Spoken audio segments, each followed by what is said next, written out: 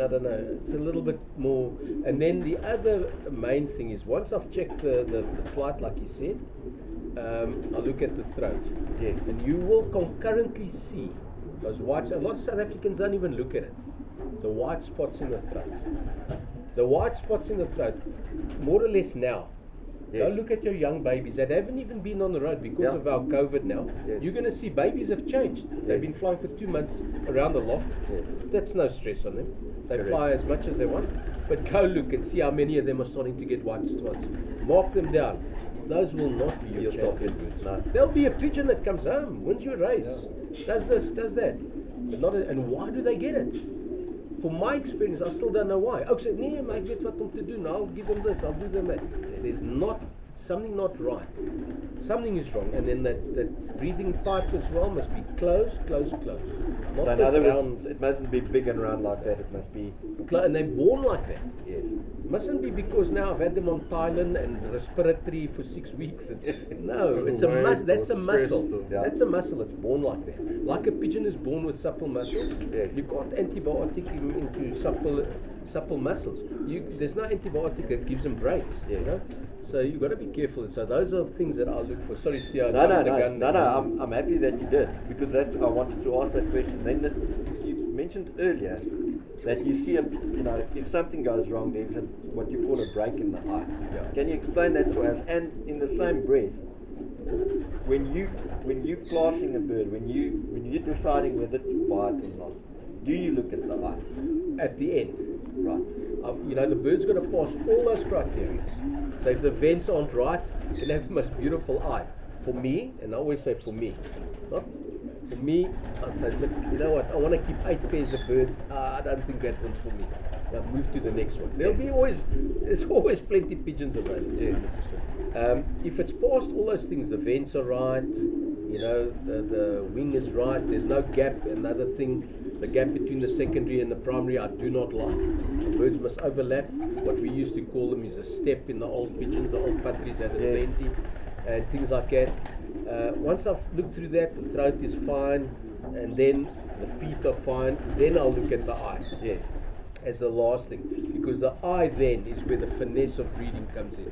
So it must pass all those criteria, and then you must know, okay, like he was saying, he was looking for a pigeon that's quite big to put to a small hen, etc. Now I think, this pearl-eye cock, maybe I want to put him to that orange eye, yellow eye hen back home, blah, blah, blah. Then I start looking at the eye, and then the eyes must be equal.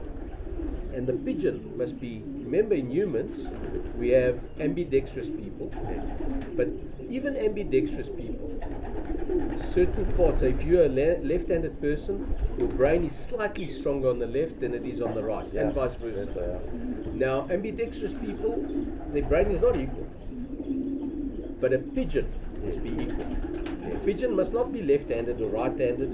It must be as strong on the left as it is on the right. Yes. Vents, wings, eyes, and the throat must be perfect. That's your champion birds. Yes. Because, when that bird eats east wind, he can battle. When it eats a west wind, he can battle. Yes. And then you get birds that are left,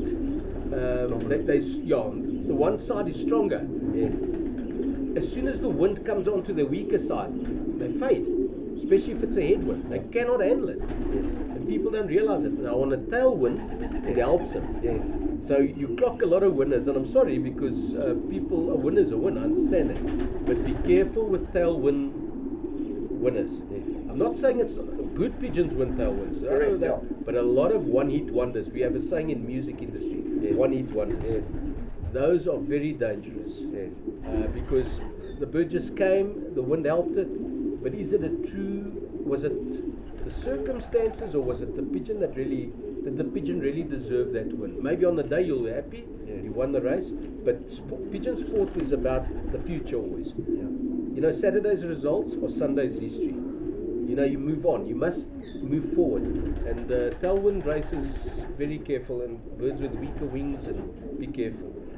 I just want to come back to the eye. You've said it has to be equal. So what you're referring to is eye color? Yeah, the eye color must be equal, the pigmentation. So whether it's a pearl eye, yellow eye, a light eye, a deeper eye, because you get all these variants, you see. But it's the color depth must be the same. Then you get a bird with a smaller pupil. You know, you get some birds with that incredible little bit of light of it, and they've got a very hyperactive Yes. pupil. Yes. Good. I've seen good birds like that. And then you get birds with they don't. The pupil's still good, but because they've got a big thick circle, you don't notice it as much. Yes. It looks big. It looks bigger, but it's actually the circle. Yeah, it's the old bishop circle. The old bishop circle that makes that pupil look larger. Yes. So yeah, it's And you like a small pupil? You'd obviously. I think what happens when there's high sunlight, and Yes. many years ago an old fancier told me that on a longer distance, and it makes sense, if I think with the principle of a camera, Yes. when you zoom in Yes. the camera, you'll see the iris The shutter, yeah. That goes smaller, Yes. and the smaller it gets, the further it can actually zoom in, Yes. almost like the pigeon. The smaller it gets, the further it can see, and the further it can see, Yes. the better it can hope. Because, you know, if I can see my destination 80 k's and this pigeon, I can see 80, he can only see 60. Yes. Surely if I've got the brains, Yes. I can start correcting, because I live a different place to him, I can correct myself to go to Benoni or Boksburg, Yes. where he might only see 60 k's, so he might tag along the route to Benoni for a couple of kilometers, Correct, and and lose then time. as he gets, and lose a bit of time. Yeah. You see, he might fly just as fast as me, Yes. but his navigation might not be as straight, because the pigeon is basically the intelligence. That's where the thing comes, the true champion. He leads, he breaks, and he goes straight home. And I think the birds with a smaller pupil, an active pupil, normally can see a little bit further. Yes. And I think bright sunlight might help it. Yes. You know, they're not as affected, and yet you'll see now the birds with the pearl eyes with the so-called larger pupil. Yes. When the sun starts setting, Yes. and there's lower light, Right. overcast weather, Yes. lower light, those are the birds that come through The more. full eyes come better, yeah. More. Yes. It's almost like they can absorb more light or Yes. something. Yes. I haven't done this. I'll just tell you from experience. From experience, yeah. You know, I've a lot got- of times the guy's clock, sorry, No, no. 7 o'clock at night, you weet, Yes. 7:30 at night, you Yes. go see bloody pearl eye. Yes. The other oak stopped. The Yes. other oak just couldn't set so lekker. This oak just carried on. He Carried says, on, I'm because he still, could see. I can still see. I can go those 3 k's. Yeah, especially it was interesting.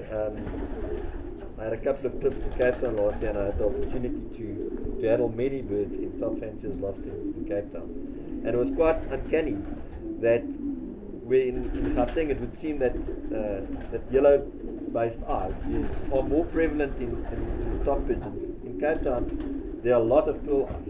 And I wonder if that's got to do with the overcast weather. I think so. Yeah, during Definitely, winter. definitely. If you go to Europe, Yes. you know, yeah, I was brought up as a lighty growing up, you know, and my other pigeon oaks, we used to always normally, it's not a guarantee, it's not a recipe for success, but we tend to cross pearl with yellow. Yes. Say down. Yes. But then I went to Portugal, which it's a European country. Yes. I'm Portuguese, so we get this. But you know, in Europe, you get more overcast days and rainy days Yes. than clear days. Yes. And then I checked the long distance old toppies there that really flew. Now I'm talking about oaks that fly with 10, 15 birds. Yes. But then they basket in that area 90,000 pigeons, 70,000 pigeons. So Yes. it's not, it's It's just big. so many fanciers. And I saw some of the old toppies, I said, yes, but they put pearl to pearl. Yes. I thought, no, as a light here. Yes. I thought, damn it, hierdie ou top, jy weet nie wat hy doen nie. You know, Yeah. but they are stuff. But then I saw how they race. Yes. It's a lot of misty, rainy, Yes. overcast conditions. Very different to us. And then those birds prevail. Yes. And it was very interesting. I don't know, it might, I think there is some truth in it.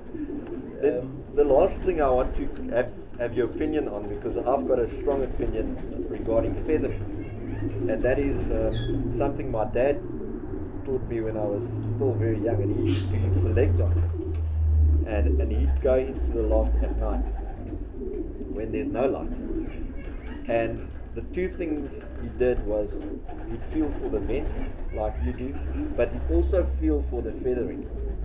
And he's got a good old story about a hen that was still bred by Ronnie Croxley. That's perfect fair blood in it. Yeah. And she was not the greatest handler in terms of vents. But because of her feathering, he made her stay in the loft. And he was a very strict selector in his younger days. If a bird didn't handle right and the feathers weren't right, it was out. But this bird survived purely on feathering, and it turned out to be one of his best birds ever. What do you think of feathering? Very, very simple. If a bird doesn't have, the guys, I've been to a lot of lofts where end of the season, you've had, my bird's feathering is a bit down, but they've had a very hard season. Blah, they make all excuses. Yes. But actually, that bird's not up to scratch. Yes. Because my own birds, start of the season, end of the season, feathering's the same. Okay, that's important. So the feathering definitely has to be soft, not supple, but soft. Yes. These other things you mustn't burn, because that's a sign of like a tire that's not balanced on your car, and then you get uneven wear, things like that. And the bird must be supple. But another thing over the years I've found, a lot of guys say, yeah, but they're brittle because over medication, over vitamins. I'm not very convinced about that. One thing I do know, lofts that aren't very well ventilated, I think it'll have a negative effect on the feathers. Right. Paratyphoid, I think, has some kind of negative effect. Yes. So it's almost a sign of health as well of the animal. The feathers become a bit more brittle. But overcrowding, I think, can also be a problem. Lower oxygen. Yes. It's almost like if your loft is not well ventilated. Yeah. Now sometimes you can have a well ventilated loft with too many pigeons. Yes. I don't think that's also good. Yeah. Because there's only so much oxygen that, and I think feathering is very important. That they're soft, and this nonsense at the end of the season, because I said, the birds that get this thing on the nose, the feathers going, yes. It's not, for whatever reason it is, yes. Not right, it's not good. That's a simple one for me, is because I've seen that in my own life. But if there's, let's say, 80 birds left at the end of the season, why do some lose the feathers on the nose and others not? And invariably, if you go and look over a number of years, those ones with losing the feathers don't really make it as stock pigeons. It's just my they don't. There's something lacking in that. Something is not right there, you see. And you might find some of those birds, the vents get soft, like I said, sometimes they're soft, then they get hard again. So there's many things to pigeons. That's why it is what we're discussing is so difficult. Just put up a picture and I'm buying a Gabby van den Nabula or Josh Tornay or Tom Lock. There's more to pigeons than just pictures, pretty pictures. There's a lot to pigeons. There's more to it. Okay, thanks for that. I just think to maybe close off, or just to carry on, let's have the criteria. Let's go through the criteria once again. We've heard from the vents, but the scoring. So we want to end up actually be able to score a bird that I buy out of a 1 to 10. Yeah. 1 being the worst, 10 being the best. Yeah. So what actually equates to that final number? In my opinion, the first thing that I think should count quite a bit is the pedigree. I want to see winners. Bloodlines, they are nice to see. This is a bloodline that's got a long line of winners.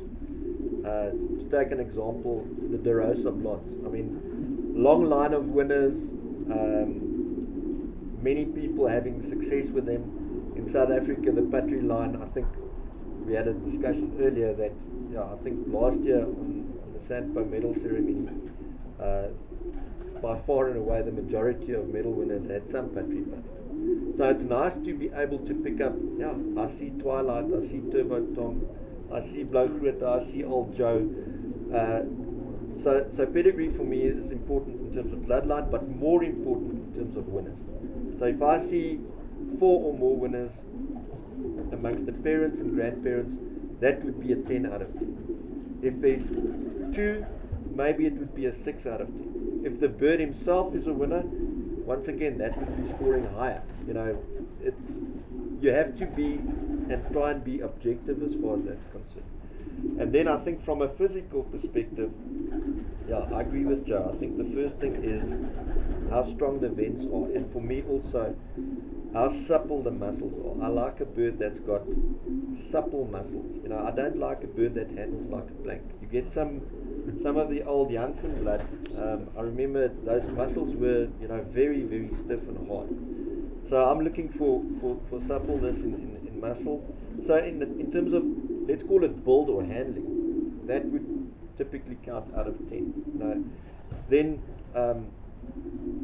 Joe's convinced me that, you know, things like the what I term the constitution, whether it be feet, the flight of honor that's bent, you know, or something not quite lacquer with a bird. The general health. The general health and vitality. Yeah. I think that could be another category, and then just the normal things. You know, I love feathering. You know, I just say people term wings as important. For me, you know, I've seen so many different types of wings that are champion pigeons that I don't know if that is that important, but the feather quality, I'd give a score out of 10. And then obviously the throat, which to me is physically the most important, give that a score out of 10. And so in the end, you know, find a score, let's say out of 80 or 100 points, that somebody can say, okay, well, here's a bird that scored 85. Maybe it's not so great in terms of its build, you know, I don't know. But you know, I can use this bird because the bloodline is correct, etc., etc. At least you've got some idea of what you're buying. An honest opinion. Yes. An outside opinion. Yeah. I think that's an objective opinion. Yeah, so that is what's missing currently with many of these online sales or WhatsApp sales, and those. You don't really have someone that gives you an objective opinion on the bird on all these criteria. Yes. So you, like Sean said earlier, you don't actually know what you're going to get until you get it. You might get a good one, but you might get a bad one as well. But I think if you had more insight with someone that scored the birds throughout the categories, and you have a final score, then you've got a much better idea of what you're buying, and you can make a much more informed purchase. Yes. If you're going to spend your money, you want to spend it on something. You don't just buy a car. You have a look at the spec. You take it for a test drive, and everything has to be right before you purchase it. I think with the amount of money people are spending now on pigeons, I think that is a. I think there's a gap in the market. Yeah. But I mean, I also think it more targets what you are looking for. Yes. For example, the guys in the Cape, they like all the pearl eyes seem to be doing better for them. Yes. A yellow eye that if it got sold on an auction up here, the Cape guys aren't so interested. They see yellow eye. But the same with the build. If you get a deep, a round pigeon. Yes. Some guys, they like the ultra long. Then he wants a deep, long pigeon. Yes. Or a short, round pigeon. Yes. So by judging it almost, or categorizing it, yes, you're giving that guy the opportunity to buy the bird he wants, yeah, to look for the one that he wants or needs to add or wants to try, or what you're trying to do is to take the sort of bad surprises out of the transaction. You know, there's nothing worse than when spending, and I spent a lot of money on a pigeon not so long ago, and everything is right on that pigeon, but when I caught him and I had a look at his feet, I nearly died. So you know, if somebody just had a look at that for me, you know, obviously I wouldn't have bid as much as I did. You know, the one thing I think the rider that we've got to put on all of this is that, and that's what makes pigeons so fantastic as a sport, is that you can never be 100% right. Otherwise, everybody would have been champion. So there's exceptions to the rule. On everything, there's an exception. However, if you go and talk to the real champions, whether it's in Gauteng, KZN, Free State, or the Cape, they don't build their line, their family of pigeons, they don't build it on exception. There's a standard. So yes, you can have an exception on, and we're not saying that we're right. We might be wrong. I think it's I watched a video with Ats Karlakens once, yes, and I think he sums it up. He says he's not able to pick out the good ones. No one can really pick out the champion, but he can pick out the bad ones. Yes. And I think that's what it's about. Yeah. So the more bad pigeons you eliminate from your loft, yes, the higher the percentage or the chances are that you have to actually breed a good bird. Yeah. So, and I think what you've mentioned and the areas that you look at, that's how you eliminate the bad ones. And you will lose good ones with it. Like Yeah, you said, the absolutely. exception. There is. I'm sure Joe and Steve both gotten rid of or moved on to many pigeons that could have Yeah. Yeah, of bred course. them Yes. fantastic ones, but they managed to get rid of all the bad ones. Yes. And So- that's why Or they most were of them, anyway. I mean, it's sometimes a bird can score 8 or higher out of 10 on every category and still be not good. Yeah, you want a concentrated gene pool, not a diluted gene pool. Yes. And I think this is what the whole scoring actually goes back. So yeah. So yeah, Sean's going to launch the new WhatsApp group. It's going to be called Select Pigeon Sales, and the first bird we're going to auction is a bird from Joe that's bred out of his gold medal winner's father. Mated to a fantastic Gannis hen. I don't know if you quickly just want to give us some background on that pigeon. Yeah, look, the dad, this little guy hurt his wing, unfortunately, 2 days ago, 3 days ago. He bumped it there in the loft, but it's okay. This is going to be a stock pigeon. Yeah. Yeah, but he raced well, very well. He might have been a very good one this year. But his dad is a pigeon that's basically my number one stock cock. He's bred many good ones, and then That cock that you're talking about now, your number one cock, his ring will be there. one day, one day, Says a lot. Hopefully not soon. hopefully not soon. Yeah. And then the little hen was a hen I picked out that Mike Gannis had sent to. I didn't even know who Gannis was. Shame late Martin Bieneke Yes. told me I bought the bargain that day. Yes. I said, what bargain, Mark? He says, no, you bought the Gannis. I didn't know what Gannis was. I said, what do you mean a Gannis? What the heck's a Gannis? I said, what's he talking about? He says, Yeah. no, man, you bought the Gannis. You bought the Gannis, the bargain of the year. Yes. They normally go for 20, 30, 40 grand. I said, well, I don't know what you're talking about, Mark. Yes. But It's a good hen. very nice, and I bought it for 2 grand, by the way. Yes. So obviously compared to the other bits, and then she had a Mona Lisa and Rocket, and Yeah. there was a Bongo. I don't know who Yes. Bongo is. It's one of the Belgian pigeons. Yeah, all Holland. I think there was a Holland pigeon there. Yes, but that's anyhow, Rocket. and Yeah. then I only bred 4 babies out of her, and all of them scored. And But you see, Joe, that when you started, you said that this pigeon injured its wing. Yes. Now, on many of the groups, Yeah. you buy this pigeon, it gets dropped off at your house, and there's one wing standing like this, Yeah. and you go, yeah, no, What- that I you understand? Yes. You don't know if it was sick, you don't Yes. know if it got injured, Yes. you don't know if it was born like that. Yeah.